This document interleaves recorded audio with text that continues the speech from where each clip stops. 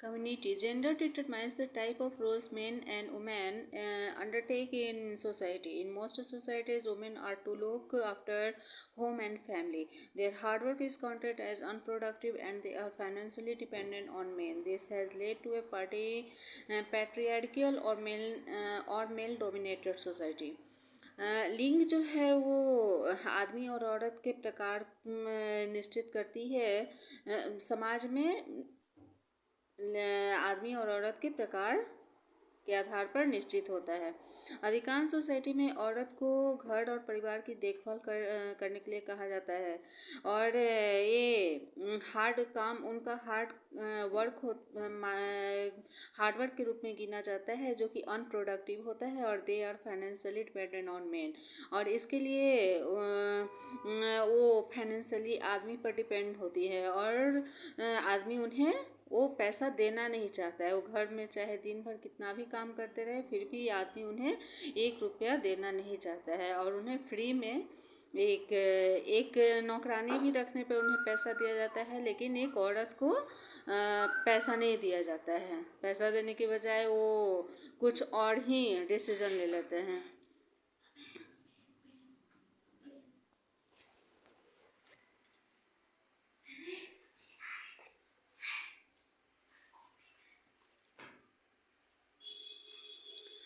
बच्चे हैं, बच्चे को पढ़ाते समय ये सब बात बोलनी नहीं चाहिए लेकिन आजकल समाज में लोग इतने गंदे लोग हो गए हैं कि अब औरत को काम के बदले उनका तो हक नहीं देना चाहते हैं। एक जो औरत का पति का जो हक होता है वो नहीं देना चाहते हैं बल्कि वो काम दिन भर काम करती रहे लेकिन उसके बावजूद उसके बाद आजकल इतना गंदा हो गया है कि उसे तलाक देने तक की बात लोग करते हैं। तलाक देकर शादी करके यहाँ तक कि बच्चे हैं तो बच्चे को भी निकाल दो और उसके बाद फिर से न्यू लाइफ शुरू करना चाहते हैं।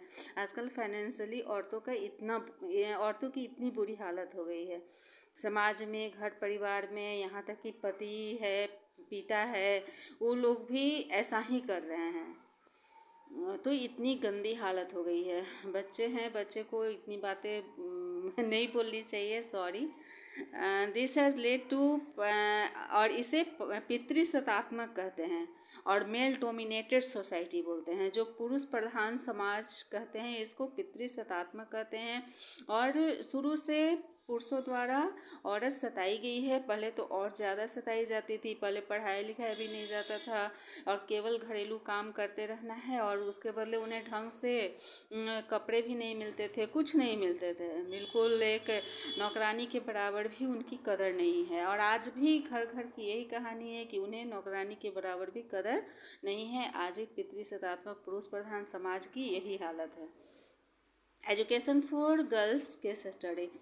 Today, both boys and girls go to school in large numbers. However, there is still a huge gap between girls and boys. As per the 1961 census, about 40% boys and men were literate, while only 15% girls and women were literate.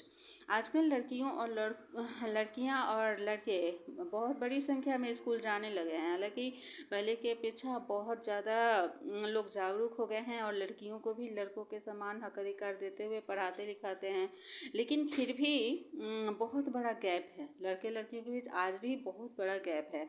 1961 की जनगणना के अनुसार 40% लड़के और आदमी शिक्षित थे और जबकि लड़कियां और औरत 15% ही शिक्षित थी।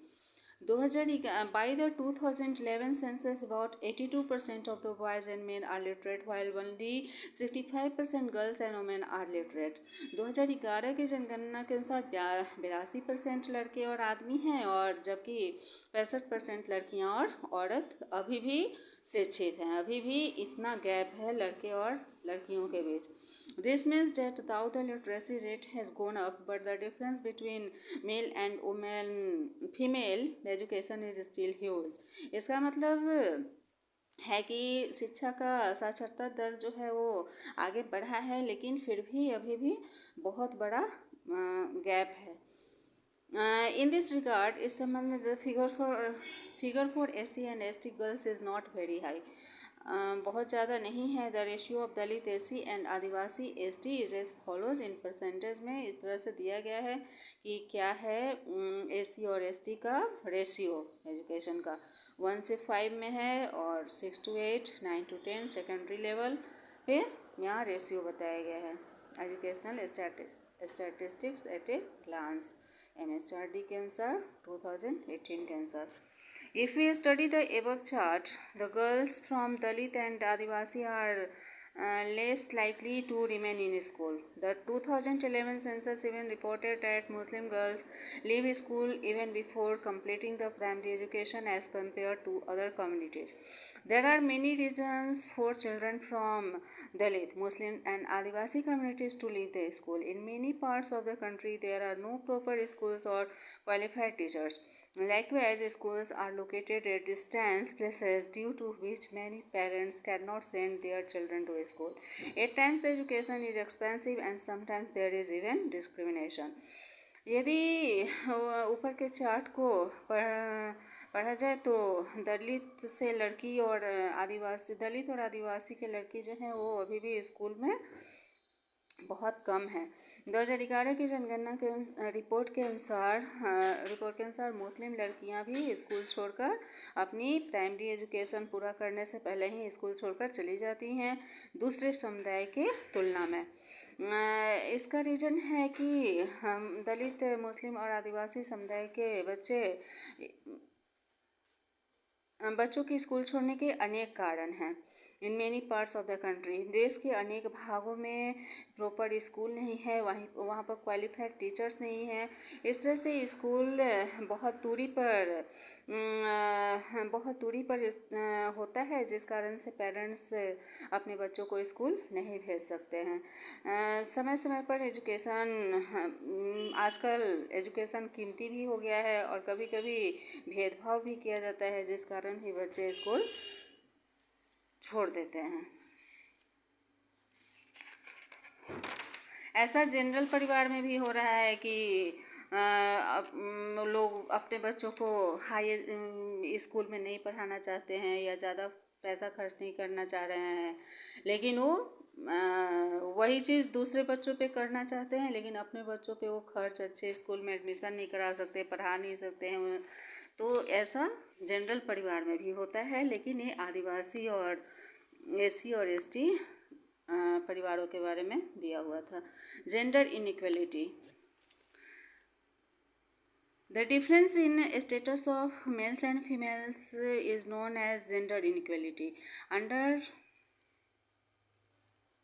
patriarchy, the birth of a girl child is considered a curse. Women are confined to domestic activities which are physically and emotionally demanding.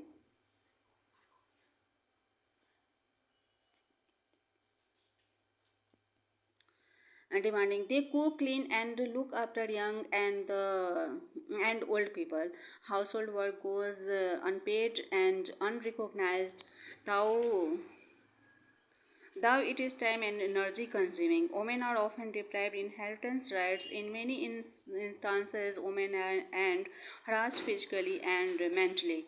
Women give up good careers for childcare.